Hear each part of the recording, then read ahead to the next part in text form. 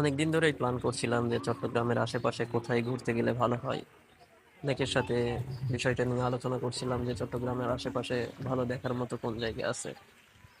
তো সবাই আমাকে যেটা সাজেস্ট করলো যে এই শীতের মৌসুমে ফুলের সময় আপনি ডিসি পার্কে যেতে পারেন। তো সবার কথাবার্তা শুনে আমিও ডিসি পার্কের দিকেই সিদ্ধান্ত নিলাম যে যাব। সেই সিদ্ধান্ত মোতাবেক চট্টগ্রাম পতেঙ্গা থেকে সিএনজি নিয়ে আমি চলে আসলাম ডিসি পার্কে। ডিসি পার্কে আসার পরে এখানকার যে ফুলের সৌন্দর্য, এটা দেখে আসলেই আমি মুগ্ধ হয়েছিলাম। কারণ এত সুন্দর আর এত প্রকারের ফুল আমি কখনোই দেখি নাই। আমি আমার আগের একটা ভিডিওতে আপনাদের ডিসি পার্কের রিসিপশন এবং অভ্যর্থনা কিভাবে জানাই সেটা দেখাইছিলাম। আর আজকে আপনাদের সামনে যেটা দেখাচ্ছি এটা হচ্ছে ভাসমান একটা পার্ক বানিয়েছে, যেটাতে প্রবেশের জন্য 30 টাকা নির্ধারণ করা হয়েছে। দেখতে পাচ্ছেন অনেক ধরনের ফুল রয়েছে। আসলে আমি খুবই কম পরিমাণ ফুলের নাম বলতে পারবো। বেশিরভাগ ফুলের নামই আমার অজানা, আপনারা হয়তো জানতে পারেন। এখানে আমার চেনা মতো ফুল আছে গাঁদা ফুল, কফি ফুল, গোলাপ ফুল,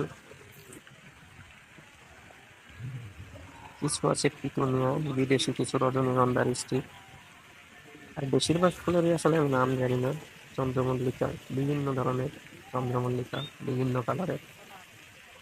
দেখতে পাচ্ছেন এখানে সবাই ফুলের ছবি নেওয়ার জন্য ব্যস্ত রয়েছে। মানে আসলে দেখার মতো একটা জায়গা।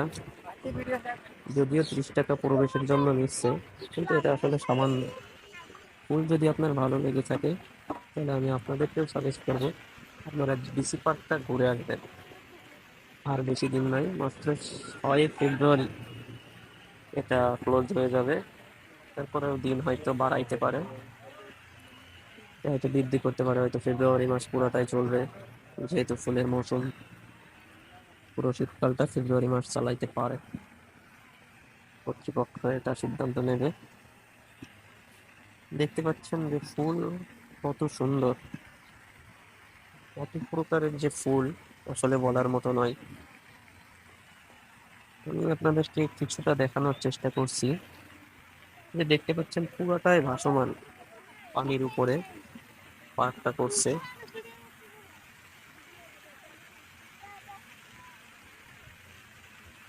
আমার শুধুমাত্র এই পার্কটার এই যে ভাসমান পার্কটা আছে এটা চক্কর দিতে এই সময় তো ভুলে গেছে 5 মিনিট, অনেক দ্রুত এতে চক্কর দিচ্ছি এবং আপনাদেরকে দেখানোর চেষ্টা করছি।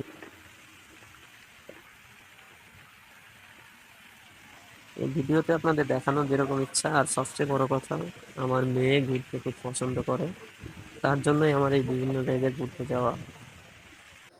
চট্টগ্রাম থেকে যারা আমার এই ভিডিওটি দেখছেন তারা আমার পরবর্তীতে সাজেস্ট করবেন যে এরপরে দেখার মতো আর কোন জায়গা গেলে ভালো লাগবে আমার মেয়েকে নিয়ে, আমি সেই জায়গা যাওয়ার চেষ্টা করব। মল্লিকা, পিটুনিয়া,